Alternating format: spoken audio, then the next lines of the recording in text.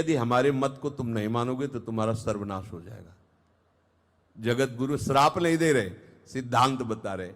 ये त्वे तदभ्यसूयन्तो नानुतिष्ठन्ति मे मतम सर्वज्ञान विमूढ़ास्तान विद्धि नष्टान चेतसः। जो मनुष्य मेरे इस मत में दोष दृष्टि रखेगा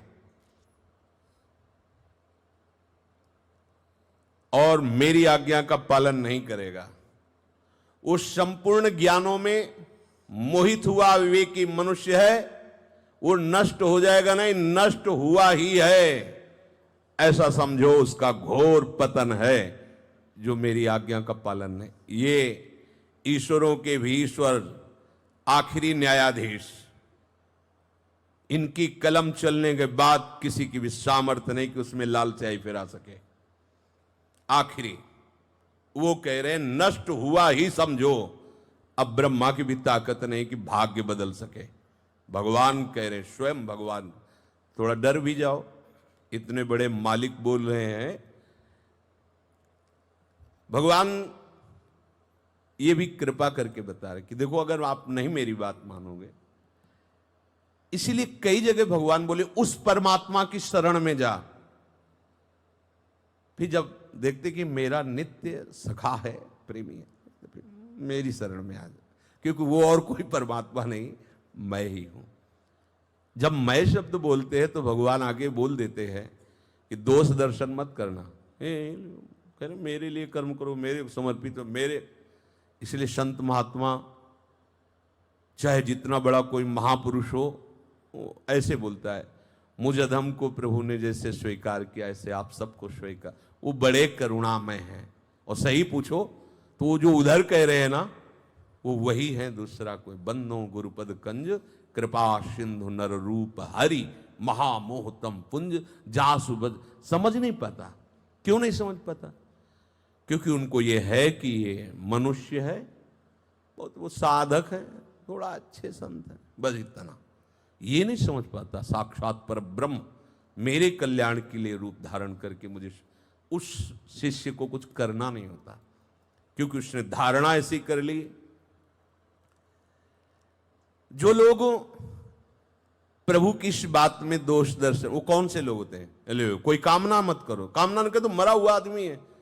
बात तो सही कह रहा है, कामना नहीं करोगे तो मरा हुआ आदमी। यहां जो मरा हुआ है वही अमरत्व पद को प्राप्त होता है। मन मारिया तन बस में कीना, हुआ भरम सब दूर, बाहर से कुछ दिखत ना आई, अंदर चमके नूर। आप वो त्यागी, अपना महत्व, अपनी महिमा, जगत में बैठे नहीं किसी से काम, उनमें तो कछु अंतर ना ही, संत का हो चाहे राम। लो आप भगवत स्वरूप हो गया। कहते हैं कि राग द्वेष न, सामने वाला गाली दे रहा, मुझकी आरती उतारे, दोष दर्शन, भगवत असंभव। ऐसे जीवन ही नहीं चल सकता। क्या जीवन ऐसे? न राग, न द्वेष, न ममता, न कामना, न आसक्ति। जगत गुरु है ना, इसलिए कहा श्रद्धावंत अनुसूयंत। ये दोष दृष्टि, क्योंकि नहीं समझ पाओगे, नहीं जान पाओगे उस स्वरूप को। कह रहे सारे पदार्थ हम ही को दे दो, केवल आप 56 भोग पाओ, हमारा आप मत भोगो। दोष दर्शन की बात नहीं तो 56 भोग अर्पित करोगे तो तुम्हें 53 थोड़ी मिलेंगे, 56 ही वापस मिलेंगे। नहीं, सर्वज्ञान विमूढ़ान तान। प्रभु कह रहे हैं कि जो मेरे मत को नहीं मानते वो कौन लोग होते हैं? बड़ी बड़ी विद्याओं को पढ़ना, कलाओं को सीखना, मोटर कैसे बनानी है, मोटर कैसे फिट करनी है, देखो ना हवाई जहाज, रेडियो, टेलीविजन, इन आविष्कारों को सत्य मानकर इनमें कला कौशल प्राप्त करना वो श्रेष्ठता समझते हैं। नए नए परमाणु बम, मिसाइल, कितना ज्ञान बढ़ गया है। जल पर तैरने वाले यंत्र, मकान बनाने की कला, चित्रकारी, शिल्प कला, कोई ऐसा मंत्र जो दूसरे को वशीकरण कर सके, उच्चाटन कर सके, मारण कर सके, कोई ऐसा तंत्र हमारे मन की इच्छाओं की पूर्ति कर सके। विलक्षण विलक्षण चमत्कार देश विदेश में हमारा नाम हो, ऐसा धन, ऐसी कला, ऐसी भाषा, ऐसी लिपि, ऐसी रीति रिवाज की लोग देखकर हमें कहें वाह, ऐसा खान पान जो औरों को प्राप्त ना हो, ये प्राप्त करना जीवन का लक्ष्य है। ये कौन है? जो विमूढ़ आत्मा है। भगवान कह रहे हैं ऐसे लोग मेरी बात नहीं मानेंगे, ऐसे लोग मोहित पुरुष हैं, ये हमारे ज्ञान की बात को नहीं समझेंगे। भगवान बोल रहे हैं अचेतसः, प्रभु कह रहे हैं ये मेरे मत का अनुसरण कभी नहीं कर पाएंगे, क्योंकि असत वस्तुओं में, असार वस्तुओं में इनकी महत्व बुद्धि है। ना इनको बंधन का पता है, ना इनको मोक्ष का पता है, इसी को केवल सत्य मानते हैं, क्योंकि अचेत हैं। चेतना कहते हैं विवेक को, ये विवेक रहित हैं। एक विदेश से पढ़कर डॉक्टरी आए हुए थे, तो किसी संत से मिले, बहुत अच्छे सर्जन, बहुत उनकी,